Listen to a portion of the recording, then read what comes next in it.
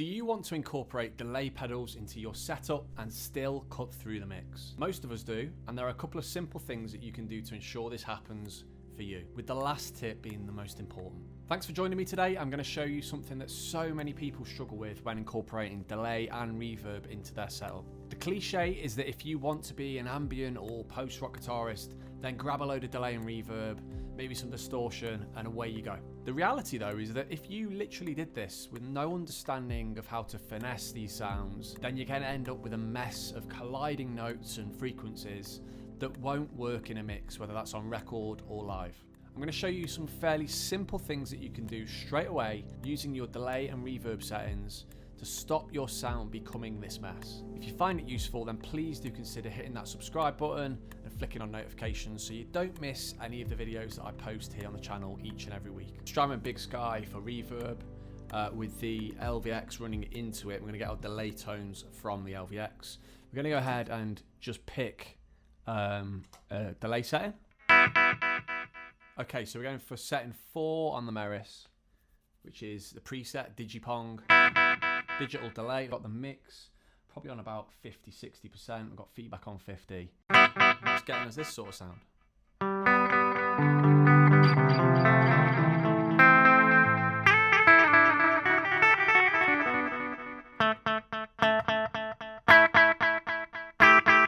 So I would suggest quite bright, present, fairly high in the mix delays coming over immediately after what I've played. Let's just slow the tempo down a bit.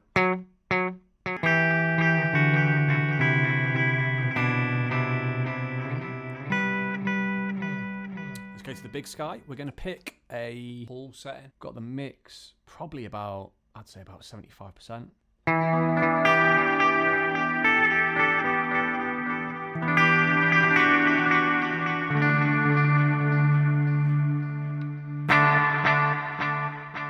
Okay, so you're hearing really pronounced delays.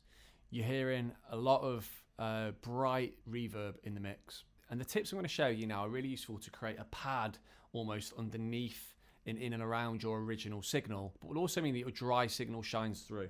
So let's start with the LVX because the delay is what's first in the chain. We're going to turn the reverb off and we're going to do one really simple thing on the delay pedal. And this is something that you can do on any delay pedal, which is really impact the amount of dry and wet signal that comes through. Now on the LVX, we've just got this mix knob on the right hand side that you can see here.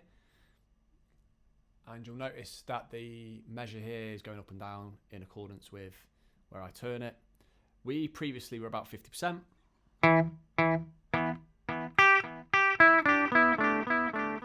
we're going to turn the mix down.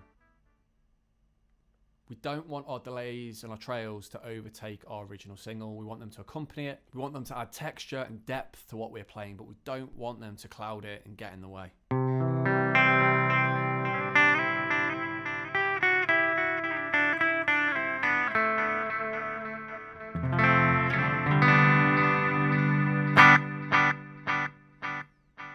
Just put it back to where it was. Just turning it down maybe 20%, 25%.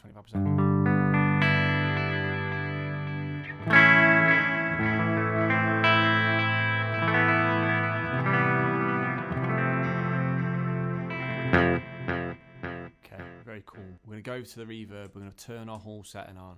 And we're going to do something very, very similar. So at the minute, the mix was around 75%. We're going to keep the decay fairly high. So let's just hear what we've got at the moment.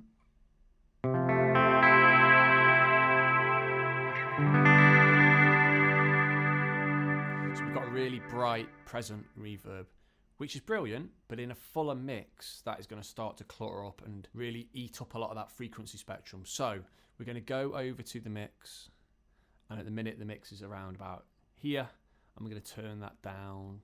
Let's go to 50%, see what that sounds like.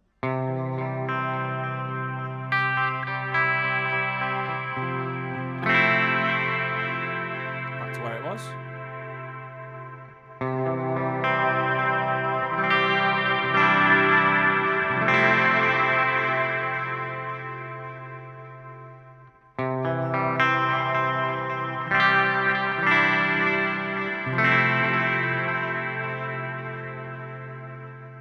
final thing that we can do on the Big Sky, which you can do on lots of reverb pedals or plugins, is we're going to impact the tone of the reverb. So at the minute, the tone is really bright. So you can hear that reverb and the delay in the background really bright. We're going to turn that down.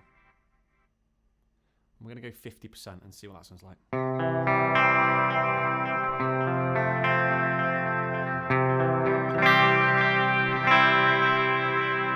Back to where it was.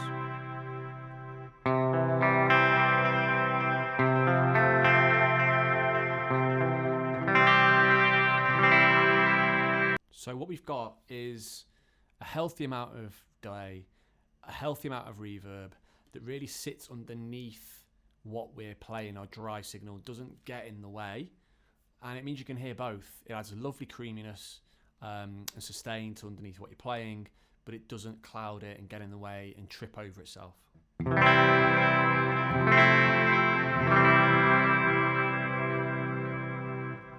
So we can have high decay with a lower mix, and we're making the tone brighter rather than lighter. And those three things in combination really help your original signal to stand out in a mix whilst giving you that beautiful, luscious delay and reverb tones that you might be after. Let's take it back to where we were to start with and hear that.